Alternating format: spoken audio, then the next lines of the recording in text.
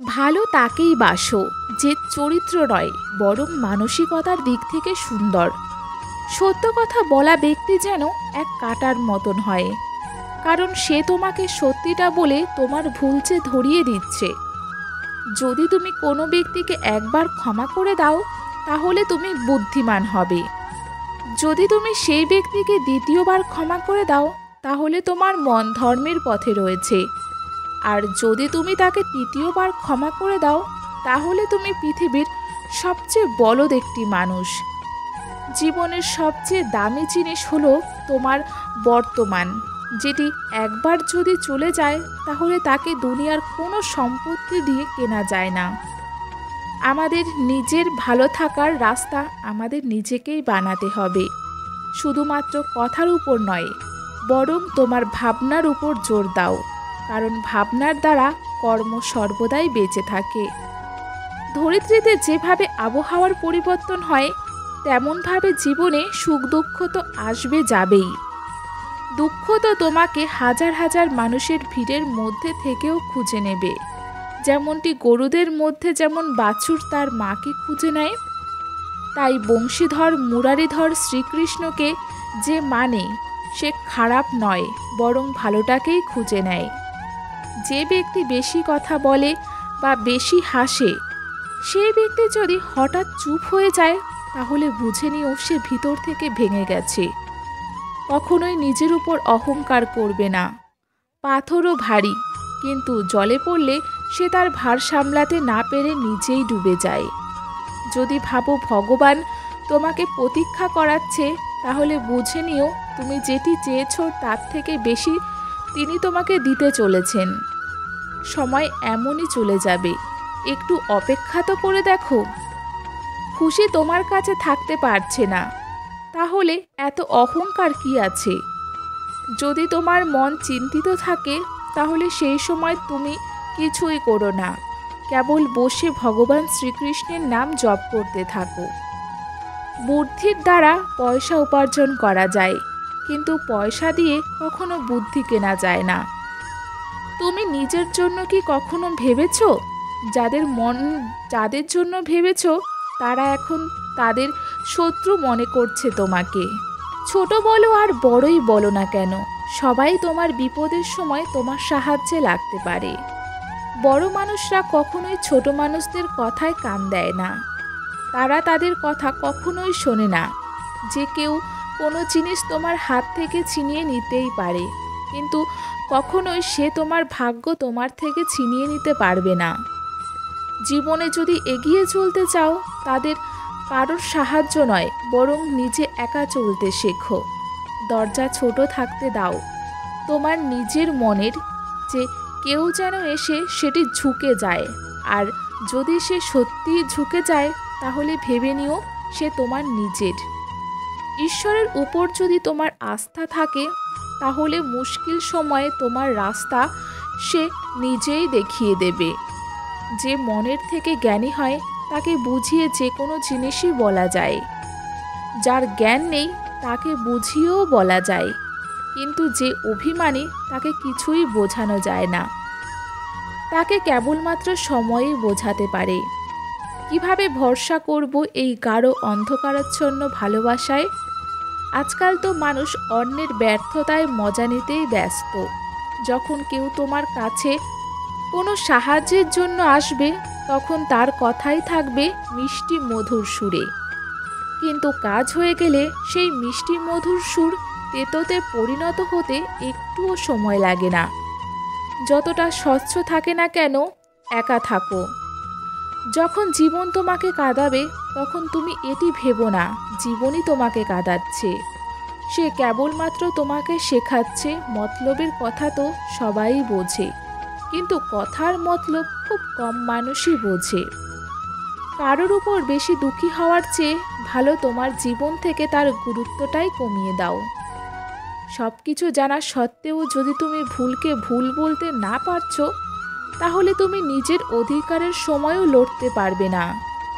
নিজের সর্বদা খুশিতে রাখো, বাকি সব কিছু তো চলতেই থাকবে। যে কেউ তোমাকে অপমান করে চলে যাবে, কোনো সম্পর্কের মধ্যেই চলে না, বরং অংশীদার হিসাবে চলে। যে মানুষ তোমার দুঃখে তার খুশি ভুলে যায়, সে মানুষের মতো নিজের তোমার কাছে আর কেউ নেই। জীবনে ধীরে চলতে চলতে কখনো থেমে পড়ো না, কারণ তুমি নিজেকে এটি সর্বদা বলো তুমি সবচেয়ে দ্রুত চলছো। কোনো ব্যক্তিকে তুমি যদি না জানো, তাহলে তাকে একবার রেগে গেলে দেখো, তখন তার আসল পরিচয়, তার আসল চরিত্র তুমি বুঝে যাবে। যখন কেউ তার জীবন থেকে তোমাকে বাদ দিতে চায়, তাহলে সে তোমার সাথে আগের মতো কথা আর বলবে না, অনেক কম করে দেবে। ভুল সবাই করতে পারে, কিন্তু ভুল শুধরাতে সেই পারে যার মন হবে পরিষ্কার এবং সে সম্পর্ককে ত্যাগ করতে চায় না। ক্রোধ সবারই থাকে, কিন্তু যেখানে সেখানে দেখানোর দরকার নেই, যেখানে উচিত সেখানেই দেখানো দরকার। কারণ না হলে ভুল করা মানুষটি বুঝতেই পারবে না যে সে ভুল, এবং সে সর্বদা তোমার সাথে আগের মতনই ব্যবহার করতে থাকবে। অনুভব বলে, যে কেউর উপর একবার পুরো ভরসা করেই তো দেখো। তোমাকে সেই মানুষটি শেখাবে কারোর উপরই ভরসা করাটাই উচিত নয়। একটা কথা একদম ঠিক যে নতুন কোনো মানুষের সাথে আমরা যতই খুশি হই না কেন, কিন্তু সে মন ভেঙে দিলে পুরনোটাকেই বেশি মনে পড়ে। তার সাথে যতই সম্পর্ক ভালো থাকে না কেন, কিন্তু একবার বিশ্বাস ভেঙে গেলে আর কখনোই তাকে বিশ্বাস করা যায় না। স্বচ্ছ মন থেকে যে তোমাকে স্নেহ করে, ভালোবাসে, সে তোমাকে বকতেই পারে, কিন্তু সে তোমার খারাপ কখনোই করতে পারবে না, কারণ তার হৃদয়ে কেবলমাত্র তোমার জন্য স্নেহ, ভালোবাসাই রয়েছে। ক্ষমা সেই করতে পারে যে তোমার ভুলগুলিকে সঠিক করার সুযোগ করে দিতে চায়। সারা জীবন খুশি থাকতে চাও, সুখে থাকতে চাও, তাহলে জীবনকে এমন বানাও যে সে যদি তোমার সাথে নাও থাকে, তাহলেও তার জন্য কোনো দুঃখ হবে না, তোমার কষ্ট হবে না। মানুষ তখনই একা হয়ে পড়ে যখন নিজের ছাড়ার ব্যবস্থা সে নিজেই করে। জমি যদি ভালো হয়, মাটি যদি ভালো হয়, কিন্তু জল যদি খারাপ হয়, তাহলে ফসল কিভাবে ভালো হবে? এভাবেই তুমি ভালো, তোমার কর্মও ভালো, কিন্তু তোমার ভাষা ভালো না, তাহলে ভালো সম্পর্ক কিভাবে থাকবে? তোমার সন্ধান, তোমার ধর্ম বিক্রি করে যে অর্থ তুমি উপার্জন করছো, সেটি তোমার কোনো ভালো কাজে লাগবে না। সুতরাং সেই কর্ম তুমি ছেড়ে দাও, সেটি তোমার পক্ষে সঠিক পথ হবে। রাত যত কালো হয়, গভীর হয়, তারাদের উজ্জ্বলতা ততটাই বেশি চোখে পড়ে। তেমনি দুঃখ যতটা বেশি হয়, ভগবান ততটাই তোমার কাছে আসে। তার দিকে লক্ষ্য করো, খেয়াল করো যে তোমার ভালো চাই সবসময়, নইলে একদিন তুমি নিজেই আফসোস করবে যে পাথর জমা করতে করতে সেই পাথরের মধ্যে তুমি হীরেরকে চাপা দিয়ে রেখেছ। যেমন তুমি জীবনে যতটা ব্যস্ত হয়ে পড়বে, তেমনটাই তুমি অধিক আনন্দে, হাসিতে, খুশিতে থাকতে পারবে। কথাগুলি যতটাই তেতো হোক না কেন, কথাগুলি কিন্তু আসলে একদমই সত্যি। সত্য কথার কারণে মানুষ সম্পর্ক ছাড়াও সম্পর্ক বানিয়ে নিচ্ছে, এবং চিত্র যতটা তুমি মন দিয়ে বানাবে, তার রং ততটাই উজ্জ্বল দেখাবে। সে তোমার কথা বুঝতে চায় না, তাহলে জোর করে বুঝিয়ে তোমার কোনো লাভই হবে না। তার থেকে তুমি একা থাকো, কমপক্ষে শান্তি তো পাবে। তখন তুমি তোমার মনকে এই সান্ত্বনা দিতে পারবে, কেউ আমার নেই, তাহলে বুঝবেটা কে? আজকালকার মানুষ মন দিয়ে করা সম্পর্ককে খুশি হয় না, দেখানো সম্পর্ক করতে সেটিতেই তারা বেশি খুশি থাকে, বিশ্বাস করে। কিন্তু বাবা মা এবং স্বয়ং ভগবান ছাড়া আর কাউকেই তুমি বিশ্বাস করো না। যতটা পারো নিচে একা থাকার চেষ্টা করো, কিন্তু জোর করে কোনো সম্পর্কের বাঁধনে যেও না, তাহলে পরে তুমি কষ্ট পাবে। যদি আকাশের সাথে তোমার ভালো সম্পর্ক থাকে, তাহলে জমিওয়ালা তোমার কিছুই করতে পারবে না। কিছু সাপের দাঁত শুঁয়োপোকার কাঁটা এবং মানুষের মাথার যে কত বিষ ভরা থাকে কেউ তার সঠিক বলতে পারবে না। এর থেকে সবসময় সাবধানে থেকো। সত্যকে সত্য বলার জন্য কোনো রকম জেদ করার দরকার নেই, কারণ সত্য নিজেই সঠিক সময়ে চলে আসে। জীবনে দুটি জিনিস কখনোই অহংকার করো না, পয়সা ও সুন্দরতা। গরিব হতে একদমই সময় লাগে না এবং চেহারা যে কোনো সময় বদলে যেতে পারে, সেটির সময় বেশি লাগে না। ভালোবাসার পরিপূর্ণ চোখ এবং শ্রদ্ধার দ্বারা, ভক্তির দ্বারা বলা কথা, সম্মান দিয়ে চলা পা এবং সত্য দিয়ে পরিপূর্ণ জীবন ভগবানের এক পছন্দের জিনিস। তুমি যদি সঠিক হও তাহলে এত প্রমাণ দেওয়ার কিছুই নেই যে তুমি সঠিক। যদি তুমি মিথ্যা হও তাহলে তোমার রেগে যাওয়ার কোনো কারণই নেই, কারণ তুমি তো মিথ্যা। ধোঁকা খাওয়ার থেকে বরং ভালো একা বেঁচে থাকো, সেখানে অশান্তি থাকে না, থাকে হলো শান্তি।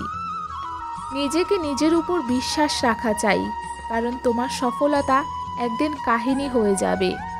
মজা এবং টাকা বুঝে শুনেই ওড়ানো ভালো। সংঘর্ষপূর্ণ জীবনের থেকে তুমি ভয় পেও না, নিজে লড়াই করতে শেখো। একবার যদি ঘুম ভেঙে যায় তাহলে কোনো ব্যাপারই না, কিন্তু নিজের স্বপ্নকে কখনোই ভাঙতে দিও না। তুমি অতটাও বড় হয়ে উঠতে পারোনি এখনো যে তোমার মধ্যে মানসিকতা হয়নি, তাহলে সব কিছুই বেকার। যা করার নিজেকেই করতে হবে। সময়ের জন্য বসে থেকো না, কারণ সে তোমাকে ধোঁকাও দিতে পারে। জীবনে এমন একটি লক্ষ্য রাখা উচিত যে তোমাকে সম্মান করে না, তার কাছে কখনোই যেও না, কারণ জীবনে কী বা হতে পারে, নয় কিছু ভালো হবে আর নয়তো কিছু খারাপ হবে। যাই হোক না কেন, সেটি হবে আমাদের কর্মের ফল।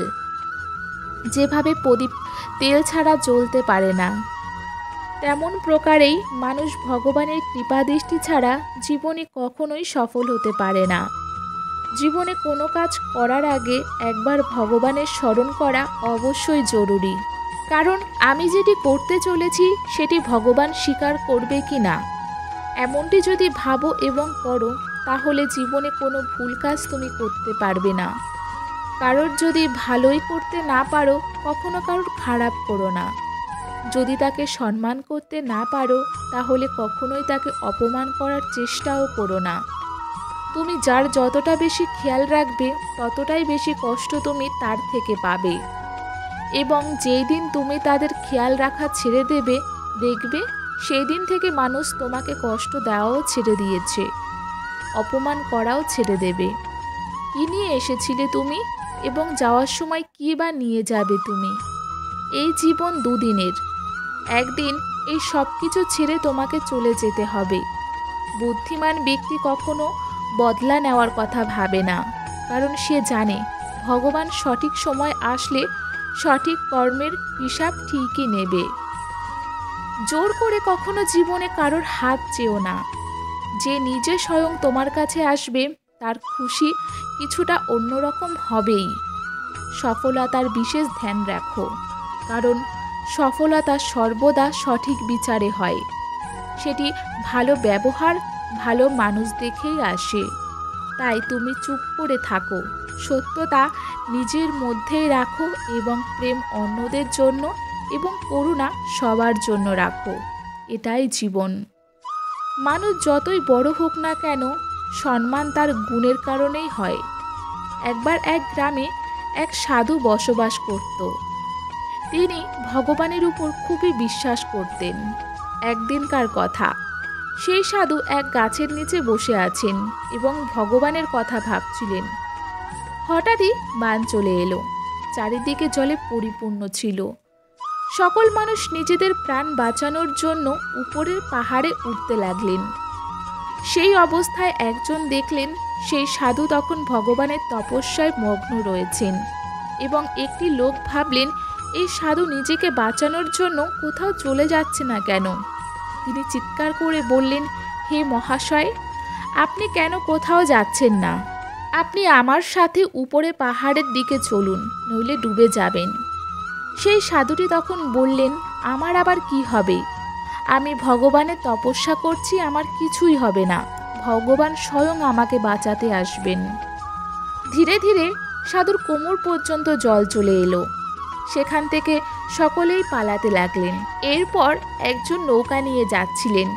সে সাধুটিকে দেখে বলে উঠলেন, হে মহাশয়, এবার তো চলুন, জল আপনার কোমর পর্যন্ত উঠে গেছে, আপনি আমাদের সাথে চলুন। সাধু বলে, না না, তিনি স্বয়ং আমাকে বাঁচাতে আসবেন। এরপর জল এতটাই বেড়ে গেল যে সাধুর মাথা পর্যন্ত হয়ে গেল। মানুষদের বাঁচানোর জন্য হেলিকপ্টার এলো। একটি হেলিকপ্টার এসে সেই সাধুর কাছে এসে বললেন, হে মহাশয়, আমি দড়ি ফেলছি, আপনি দড়ি ধরে উপরে উঠে আসুন।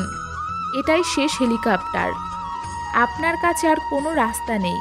সাধু বলেন, এই দড়ি তুমি নিয়ে যাও, আমার ভগবানের উপর ভরসা আছে, সে আমাকে ঠিকই বাঁচাতে পারবে। এরপর জল এতটাই হয়ে গেল, গাছটিও ডুবে গেল এবং তার সাথে সেই সাধুও জলে ডুবে মারা গেলেন। এরপর সাধু ভগবানের কাছে পৌঁছে যান। তিনি ভগবানকে বলতে লাগলেন, হে প্রভু, আমি সারা জীবন আপনার পূজা করলাম, আপনার আরাধনা করলাম, আপনার অপেক্ষায় আমি মরেও গেলাম, কিন্তু আপনি কেন আমাকে বাঁচাতে এলেন না? এটি কেন করলেন আমার সাথে? তখন ভগবান বলেন, হে মূর্খ মানুষ, আমি বাঁচানোর জন্য তোমার কাছে 3 বার এসেছিলাম। প্রথমে একটি পদচালক হিসাবে, দ্বিতীয় একটি নৌকা চালক হিসাবে এবং তৃতীয় হেলিকপ্টারের মাধ্যমে। তুমি একবারও আমাকে চিনতে পারলে না। জানি না তুমি কার অপেক্ষা করছিলে। এভাবেই জীবনে ভগবান আমাদের অনেক সুযোগ দেন, কিন্তু কেন জানি না এই সুযোগ ছেড়ে আমরা আমাদের জীবনে যে কার অপেক্ষা করি সেটাই জানি না। তো বন্ধুরা, এই ছিল আমাদের আজকের কাহিনী। আপনাদের আজকের কাহিনীটি কেমন লাগলো? ভালো লাগলে লাইক, কমেন্ট, শেয়ার করতে ভুলবেন না এবং কমেন্ট বক্সে জয় শ্রী কৃষ্ণ লিখতে একদমই ভুলবেন না।